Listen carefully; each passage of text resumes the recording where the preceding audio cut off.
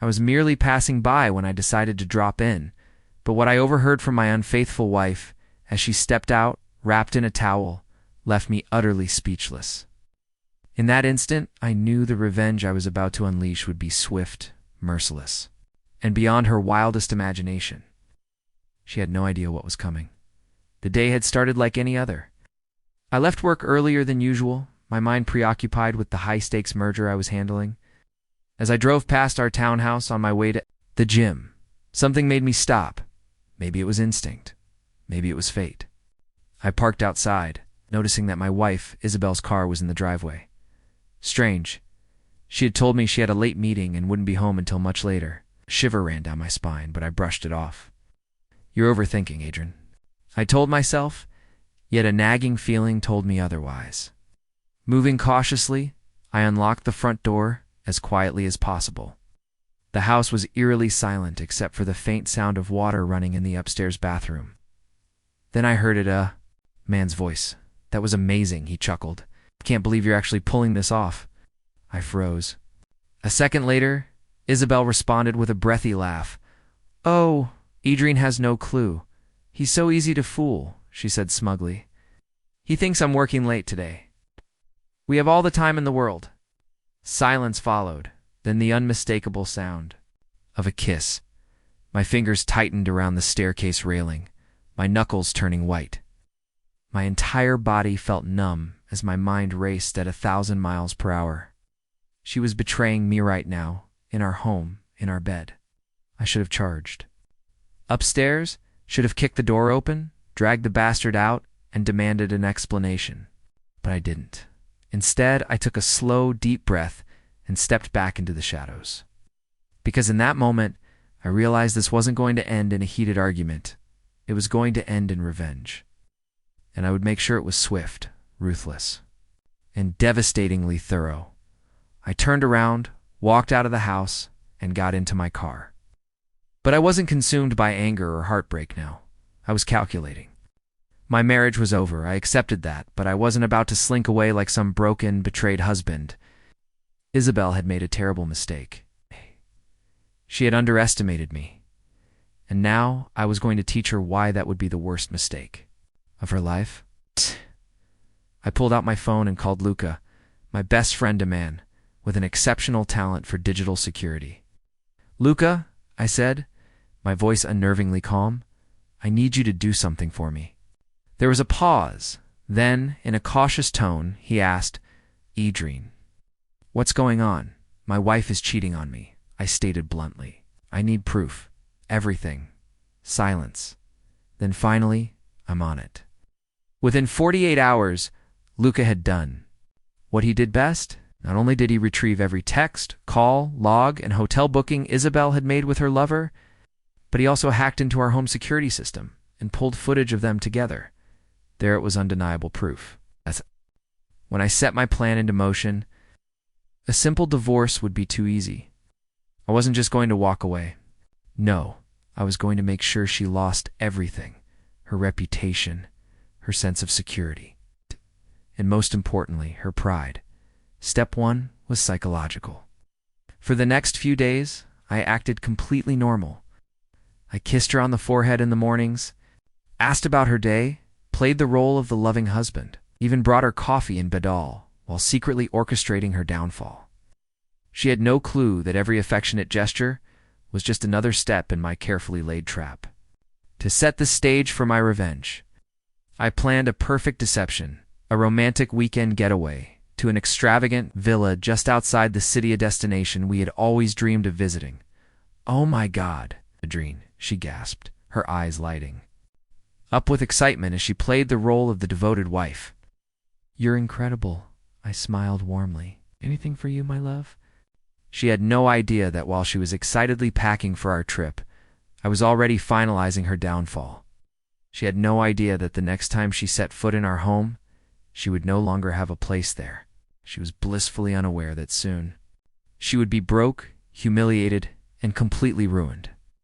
And the best part, the real revenge hadn't even begun. On the morning of our supposed trip, I told her I had a few work matters to handle and would meet her at the villa later. She left first, completely unaware of what was unfolding behind her. The moment she was out of sight, I set my plan into motion. I called my lawyer and finalized the divorce papers. I froze all our joint accounts, cutting off her access to any money. Then I sent every piece of evidence, her messages, her secret rendezvous, every detail of her betrayal to her family, her friends, and even her workplace. The flawless image she had spent years crafting shattered in an instant, and yet the masterpiece of my revenge was still waiting for her. When Isabel arrived at the villa, she was greeted by a beautifully arranged table, a chilled bottle of champagne, and an elegant folder. Confused, she opened it, expecting a love note or an itinerary for the weekend. Instead, she found printouts of her text messages with her lover, surveillance photos, and a copy of the divorce papers.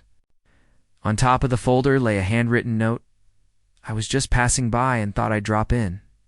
But what I overheard changed everything. You never saw this coming. Consider this my parting gift." I wish I could have seen the expression on her face, but I had no interest in witnessing her meltdown.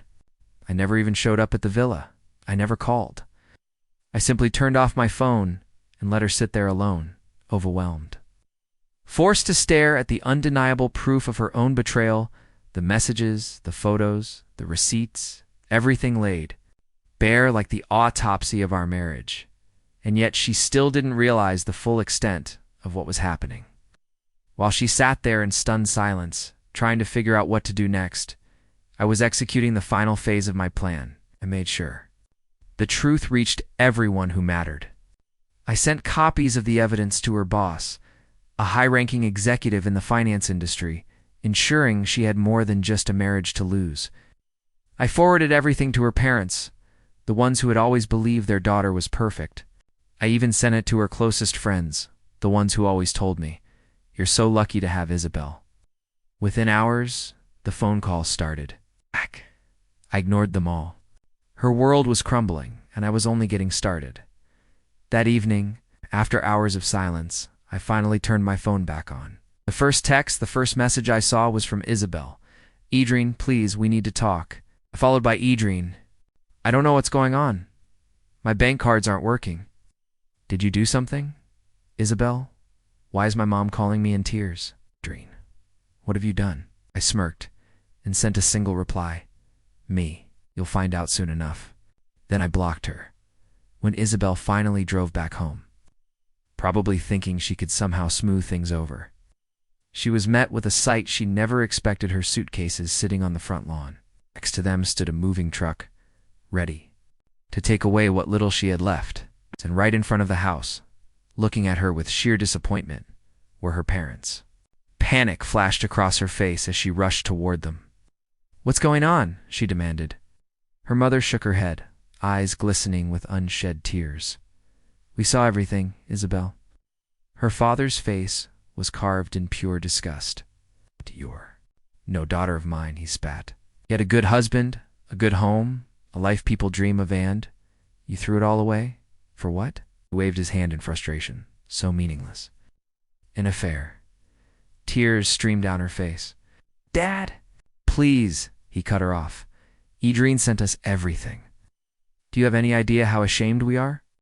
She turned to me then, fury burning behind her tear-filled eyes. You did this." I folded my arms, leaning casually against my car. "No, Isabel, you did this. I just made sure you paid for it." Her gaze darted to the house, desperate. "Now, you can't kick me out. This is my home too." I let out a slow smirk. "Not anymore." She blinked, confusion turning into dread. "What?" I sighed, as if explaining something simple. "I had the house transferred to my name weeks ago," I said smoothly. "You weren't paying attention, just like you weren't paying attention when I drained our joint accounts."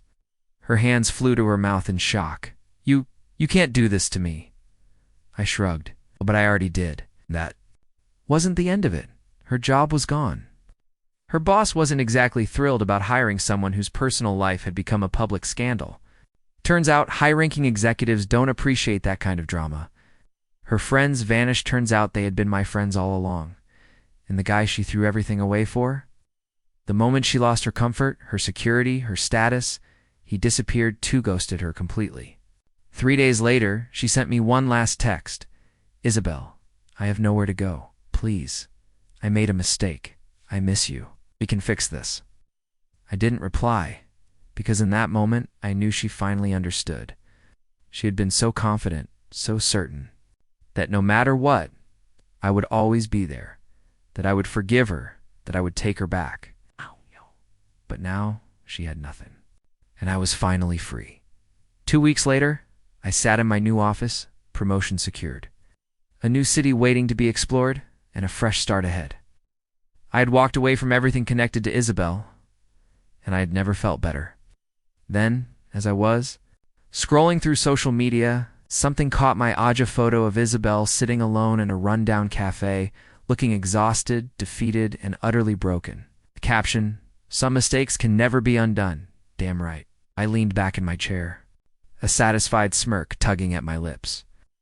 Revenge is best served cold, and Isabel was frozen solid. Because cheating isn't just about betraying love, it's about betraying trust, its dignity, and the belief that someone will always be there for you.